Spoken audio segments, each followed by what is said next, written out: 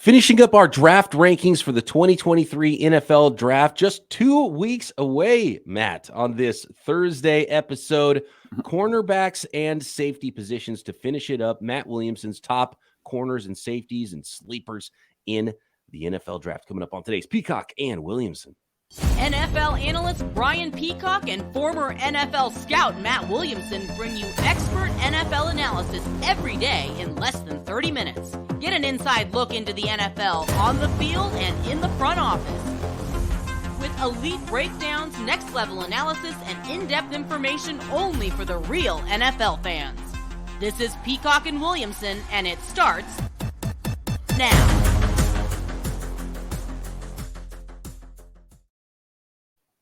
Welcome to the Peacock and Williamson NFL Show. Brian Peacock alongside Matt Williamson at BD Peacock at Williamson NFL on Twitter.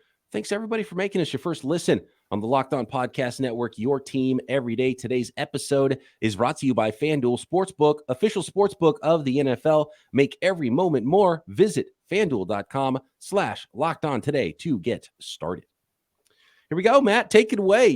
This is the last rankings episode here before the 2023 NFL Draft, and I know there's been some, changes throughout the process, and there might be some things we learn, some nuggets we learn about these prospects, but things are pretty much wrapped up as far as the evaluation period goes for a lot of teams. They're in the war rooms and arguing things out and making calls and getting their draft board set and getting their potential trades set and talking to all the teams, and we're getting close to this thing.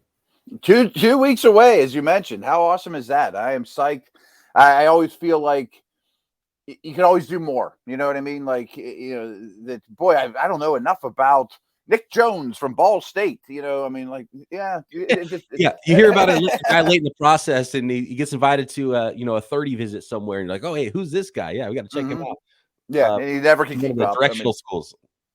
So we're going to talk DBs today, and I think these two classes, safeties versus corner, couldn't be any more different. And there is some overlap. I mean, I think it's really noteworthy that a lot of the safeties we're going to talk about are also big slots. I mean, that is really a trend in the league right now.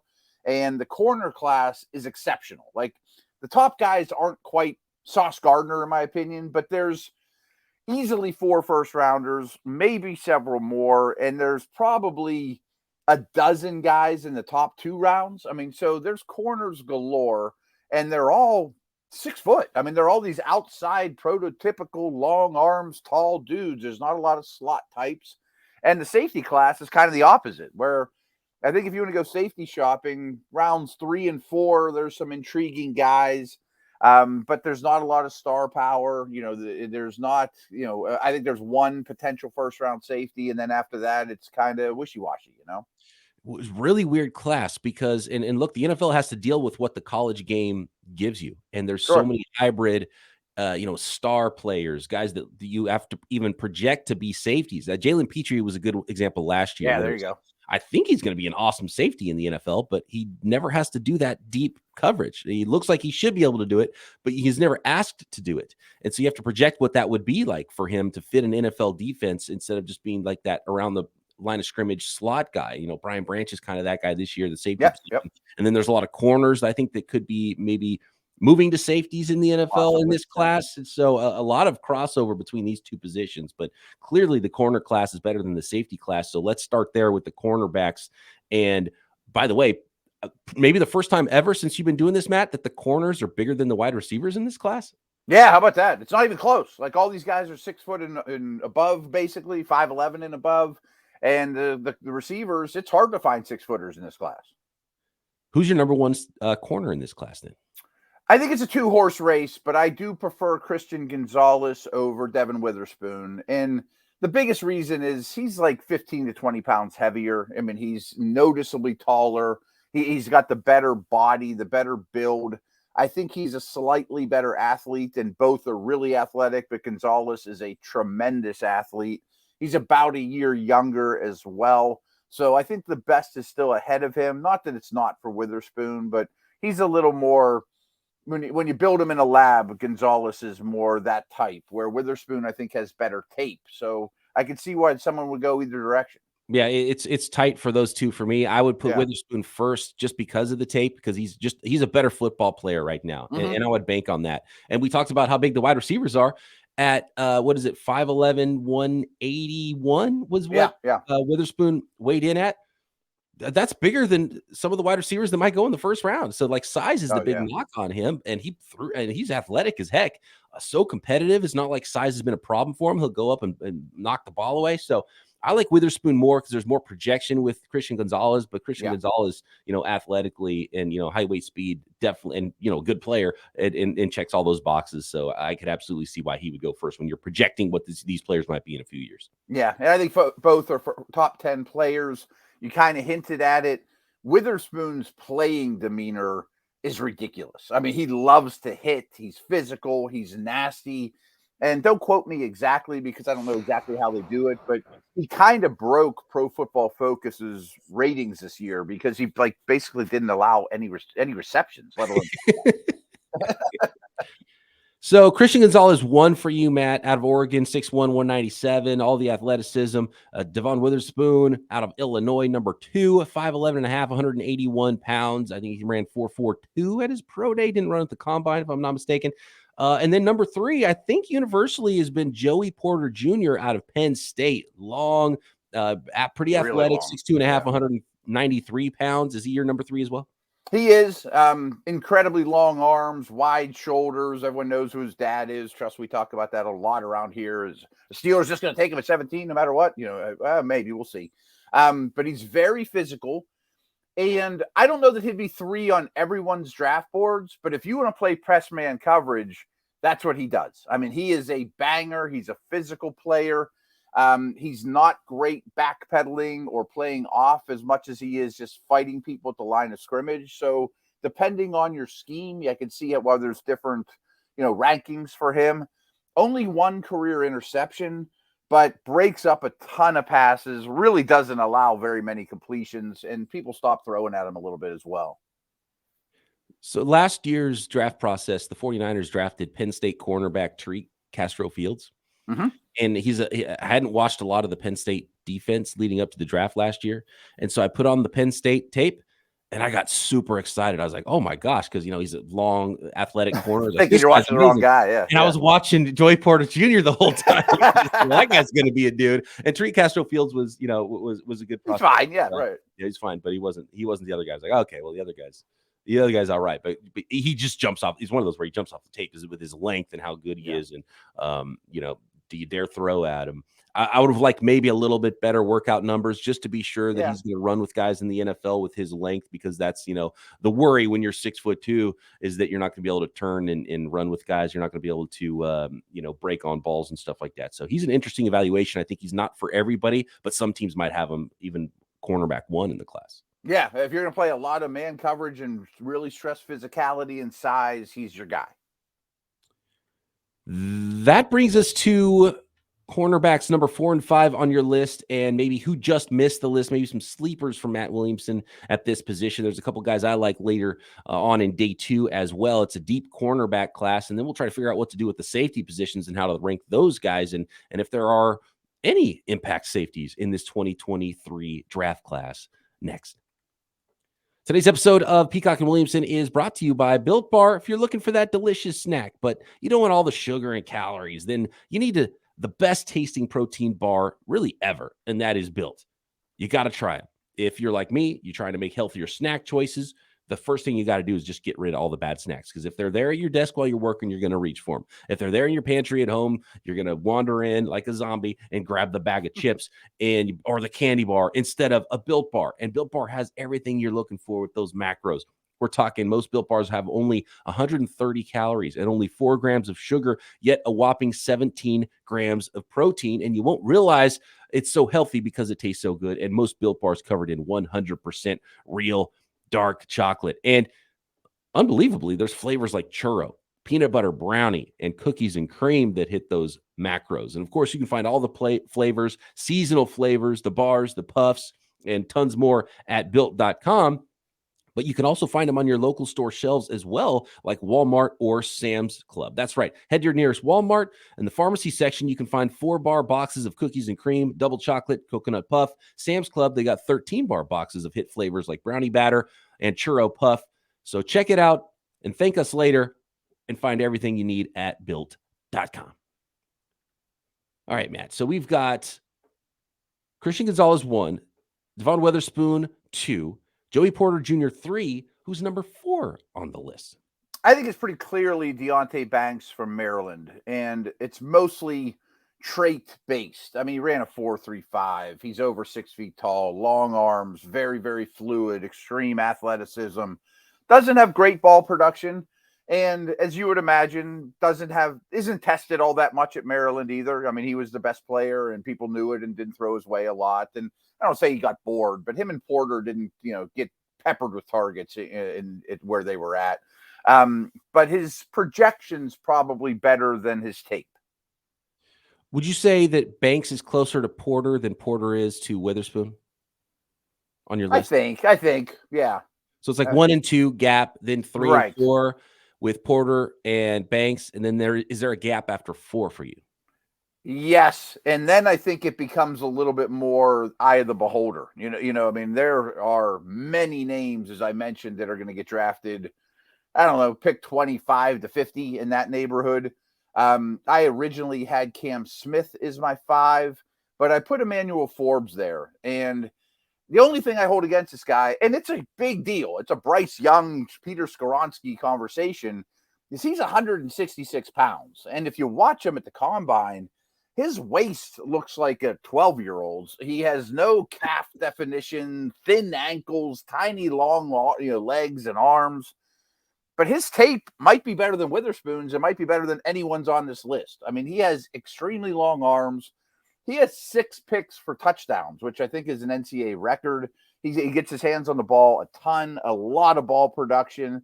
He's just skinny, and he's so skinny, but he is aggressive. Of course, I always look at things through a Steeler lens. Like, is he going to deal with Nick Chubb coming around the corner and Mixon and, those type of dudes? He does at Mississippi State, but, I mean, 166 pounds is hard to get around.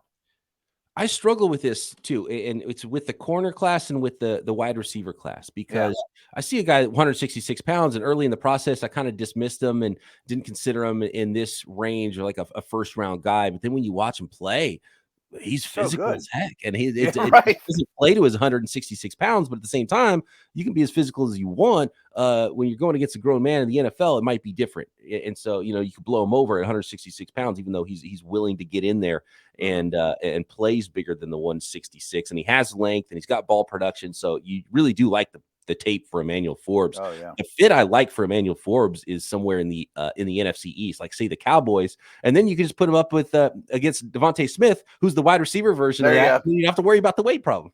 He basically is the Devontae Smith of corners. I mean, because his tape is awesome, the player's awesome.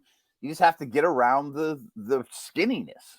And the other part of the skinniness, and you see the wide receivers that all show up in the 170s in this class, some of them in the 160s as well. And then people are like, yeah, but look how athletic he is. And guys can't even get their hands on him in college. Well, it's like he better be athletic. He's 170 pounds, right? Right. When you get someone 30 pounds bigger, that's different. And so I struggle with the weight thing. And we've seen guys in the past and just there's too many outliers in this class. And I don't know how teams are going to treat these guys. I know, it worries me to no end, and especially these smaller dudes, because I always talk about this with Bryce Young. They may come in the league, light it up. Oh, we got a winner. I'm not worried about it. But how are you, in December after you've played 14 NFL games in a preseason or year 2 of doing that? Like, can you withstand it? That's my biggest concern. So that is your top 5, and you said Cam Smith was the one that was 5 and now just missed your list? I think so, but there's a lot of names. Kaylee Ringo, DJ Turner, Julius Brents is really interesting. I like him a lot. Yeah. I think he's actually a sneaky first-round guy there. Yeah, I do too. He's built with the length Looks of like a Seahawk. 6'3", but he can break on the football. Yeah. He didn't blaze in the, like if you would have gotten 4.49, I think it was 4.52, something like that in the 40. But his length makes up for it, you know? Yeah, and the way he breaks on the football, I'm not worried about him at all. I loved him at the Senior Bowl, and so I was blown away by him. So there's a lot of really good round 2-ish corners, maybe sneaking into late round 1. Yeah, the other dude from South Carolina, Darius Rush, is really interesting. If you're just looking for a slot, I think Clark Phillips goes in the top 50 as well. And one name I definitely want to throw out there that isn't going to be probably a day 2 dude is LaDainian Tomlinson's nephew from TCU. And what's crazy is he's 5'7.5", and he is little. So you assume, you look at him and be like, wow, he's going to be Mike Hilton. He's going to be a slot. He probably will, but he's so good. He didn't play slot at TCU. I mean, he is right there with Forbes and Witherspoon as the best tape in this class, but he's 5'7.5". I mean, he makes plays downfield. He's aggressive. I'd love to have this guy on my team. He's going to be a great gunner, but he hasn't even played slot, and that's really the only spot you can stick him.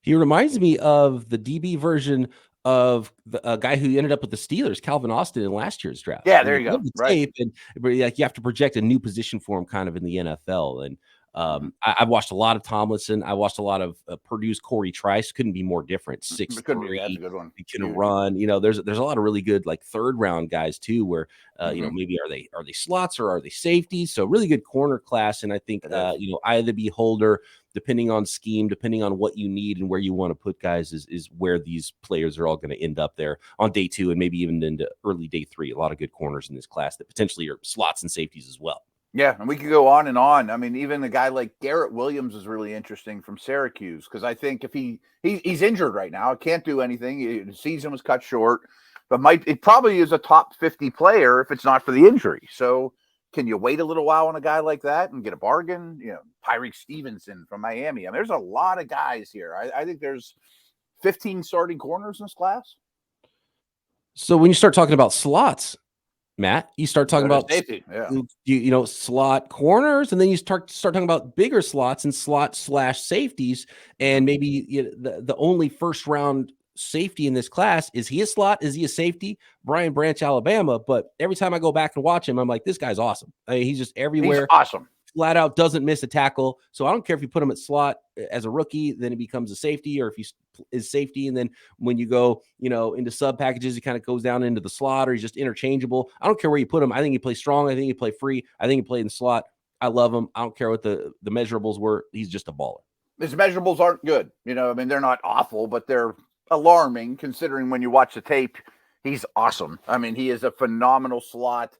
Nick Saban always has, you know, Nick Saban's background is defensive backs, and he always has one dude that's basically the extension of Saban on the defense. It used to be Minka, and I think Minka and Branch have a lot of, you know, common stuff. They can line up outside. They're slots. They're deep middles. They have great heads for the game. He's just not as physically imposing. So he's almost like Bijan Robinson in that, well, he's first round tape all day long, maybe top 10 in this draft tape. But how much do you value that guy? You know, how far can he fall? Safety, and he didn't blaze. He ran what was a 4.59, I think it was. And like he went 4.7s, you know? So it's not alarming, but it's just hard to project him in the middle or early first round, even though the tape suggests he's that good of a player, just because of the position and he wasn't a freak athlete. But what's funny is a team at the end of the first round who's already good is just going to get another great player, Brian Branch, be like, cool, thank you, and I'll plug him into the back end of my already good defense. And every team in the league should want him. You know, like he's a fit for everyone, you know, so he could go 14, 15, or he could, you know, trust me, if he's sitting there 32 for the first pick in the second round for my Steelers, I would go crazy, you know. And if you consider Branch slot corner and not a safety, then this safety class gets really bad. And so it's one of the it's one of the worst safety classes I can remember. And there's going to be some good players that come out of this class, but I can't put a stamp on any of them outside of Branch as someone I would bet anything that goes and is worth a top 50 pick, even though some guys are going to go maybe even late round 1, probably not, more like round 2. A lot of mid-round guys though in this class. And again, it's pick your flavor. Do you need a box safety? Do you need a slot kind of a player? It's a little bit harder to find that free safety, I think, in this class. Yeah, I think free safeties are becoming really hard to find in general. Like single high, Ed Reed, leave you all alone back there. Those guys are really hard to find in the league, as well as people coming into the league. But the league's playing less of it. A lot of these guys, to me, are third, fourth rounders, maybe even fifth rounders that have versatility, though. That is the good thing, is the majority of these safeties have slot experience. They can play off the ball, usually in too high, can be in the box. You know, you look at Pro Football Focus's draft guide's really good because it shows you all their snaps by alignment, and rarely are these guys pigeonholed one way or another. But my number 2 guy kind of is Antonio Johnson. Like, he's been on lists and people have known about this guy forever, but I worry that he's just kind of an old school strong safety. And I'm not saying he's Cam Chancellor, but you know, I mean, he's the most like that of anyone in this class to me. How did anybody throw the ball on Illinois, Matt? I mean, they've got I know. think their entire secondary is going to get drafted, right? And your number 3 safety after Branch and Antonio Johnson is Sidney Brown out of Illinois. And we already talked about Devon Witherspoon as one of the top corners in this class. I actually, it's funny you brought this up because after the top 2 safeties, I've shuffled my order 500 times. And my next 2 are Illinois guys. I have Quan Martin now 3 and Sidney Brown now 4. Both of whom are from Illinois. And Quan Martin reminds me of Branch. You know, like, he tested extremely well, though. 4.46. He's a little older. He's 23 years old, almost 6 foot tall. But he is very, very slot capable, very free safety capable. He's an extreme athlete. And him and Sidney Brown played with each other very, very well. Brown's kind of an old school, come downhill, take your head off, thickly built type of guy. But I don't know. He misses a ton of tackles, though. So you're right. That Illinois secondary is crazy. And I feel like it's similar to tight end. When we talked about tight ends and linebackers are this way as well. And I think it's just a middle of the field thing where, you know, centers and guards and quarterbacks and running backs and safeties and linebackers. There's so much instinctively that needs to be at a high level to be a really good player there. And where teams make mistakes is we're like, hey, this guy's 210 pounds and runs a 4.3. So he's probably going to be a great football player. It's like, yeah, it doesn't really work that way. And so I think that's why, and there's just more guys built that can, you know, more humans walking around, right, play safety than that can play some of the other positions in the NFL. So it makes it even more difficult to figure out this safety class, I think, this year more than other years. I always bring things back to the Steelers, but that's what worries me about Branch is, would you really pass at this guy, you know, in the Steelers case 17 or wherever, you know, Jacksonville? There's so many teams that could use him, Green Bay. Are you really going to pass on that guy just because he didn't run a great 40? Because it really isn't that important at safety and linebacker. You know, we had this conversation not long ago about all the busts at the second level. Well, it's because their head's not as good as their feet. You know, there's their athleticism, where a guy like Branch has enough athleticism, that's for sure, but he has the phenomenal head for the game. I think that's where mistakes are made. So if you can get the, quote, lesser athlete, maybe a Christopher Smith from Georgia in the mid rounds that isn't prototypical but has a great head for the game, you may find a starting safety in this class in the 4th round. Yeah, 4.3 is no good if you're taking a bad angle on a running back and he takes it to the house on you, right? Right. The 4.5 guy that is where look, the job description's in the name of the position, safety. Right. You need to be in the right spot at the end of the defense because there's nobody behind you. Yeah, if quarterbacks are giving you shoulder fakes or eye fakes and you're taking the cheese and running the wrong way in deep middle, I mean, it doesn't matter how fast you are. With Brian Branch, is a good point you brought up too, and then we'll move on to some other players here and maybe some sleepers in this class at safety.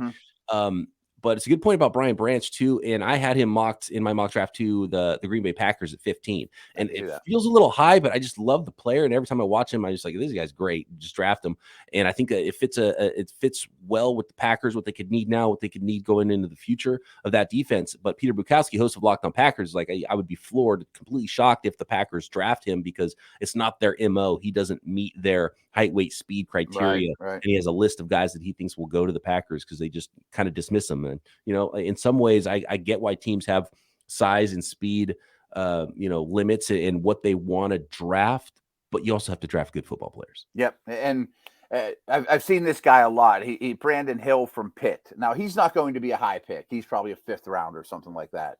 But I've seen him a lot because hey, he's a Pitt kid.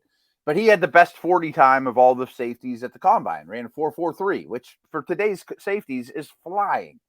But he really is a work in progress in terms of, knowing what to do. Like, hey, I'm rooting for him. He's a Pitt kid, but I bet he gets overdrafted on his 40. So back to your rankings here. We've got Brian Branch 1 out of Alabama, Yeah. the only first-round guy. Then Antonio Johnson out of Texas A&M 2, and you had Quan from Quan Martin from Illinois, then Sidney Brown from Illinois. So back-to-back Illinois. Quan Martin 3, Sidney Brown 4, and who's 5? There's a lot to pick from, and none of them I'm doing jumping jacks about. But another Brown, J.R. Brown from Penn State, I think is my 5. He's a little more in the box, not a great tester, but has a lot of highlight splash plays, brings a lot of energy to the defense, has some versatility. A little over age too. He's already 23 years old. Who was the nearest miss of your top 5 in this safety class, Matt? And who are some other names that kind of intrigue you down the list a little bit? J.L. Skinner is really interesting, kind of like the Brent's kid of the corner. I mean, he's almost a 6'4" safety, 210 pounds, old school, thumper, in the box, tight end matchup guy, great length. So if that's what you're after, I get it.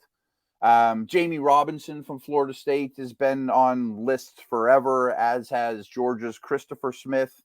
Daniel Scott is a guy I like as well from Cal quite a bit. I think he's maybe a late day 2 guy, probably more of a 4th rounder.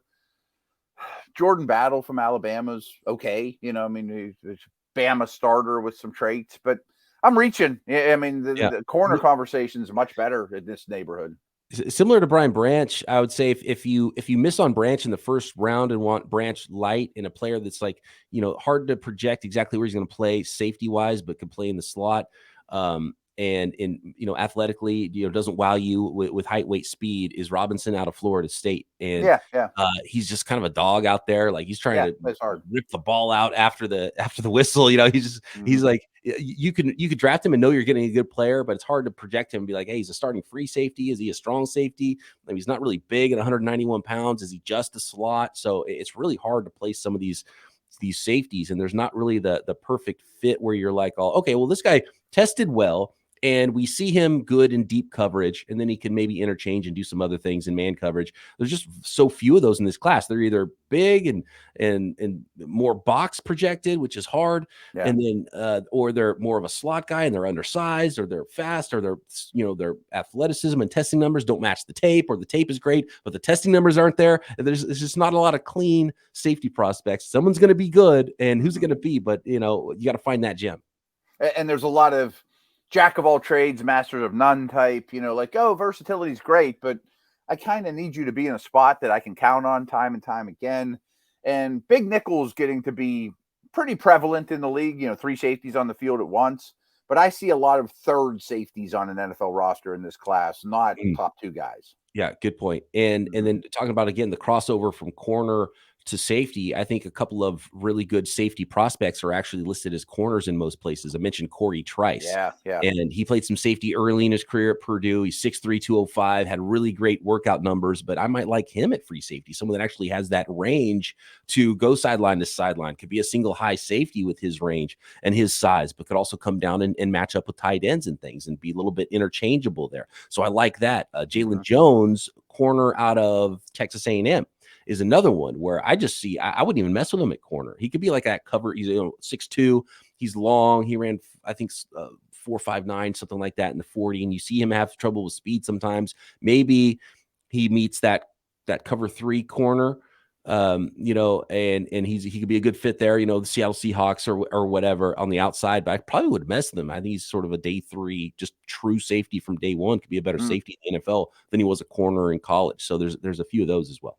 That's a good call. I mean, because there are a lot of bigger corners, which makes you want to draft these guys even more. Is big corner, maybe I'll start him on the outside. If he fails, if he has a head for it, he could convert to safety. And the name you hear the most at the top is Georgia's Keely Ringo. He is a big dude, kind of a straight line athlete. He's a 5-star recruit, big, fast, ran a 4.36.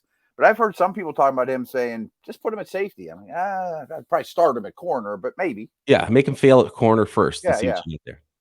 So, All right, I like there the you go. corner class. Not so Williamson's defensive back rankings, cornerbacks, and safety. Did we miss your favorite player? Do you like it? Do you dislike Williamson's rankings? Let us know on Twitter at PD Peacock, at Williamson NFL, or drop a comment in the new Peacock and Williamson YouTube page. Make sure you're signed up to the Locked On Podcast Network newsletter in your email box. Get tons of great information and links to all the pods. That is lockedonpodcast.com/newsletters. And your team is covered right here on the Locked On Podcast Network. A lot of draft coverage, Locked On NFL Scouting, Locked On NFL Draft. And Matt and I back tomorrow right here, Peacock and Williamson.